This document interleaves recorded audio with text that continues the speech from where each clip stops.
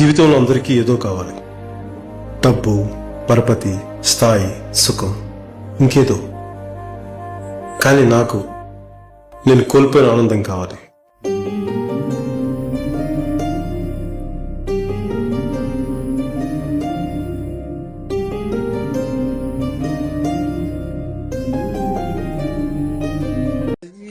ఎందుకు పరిగెత్తావు?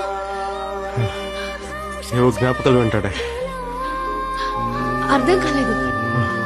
నా భాషలోన తీయందనం, నా బాటలోన పచ్చందనం, పసిపాపలా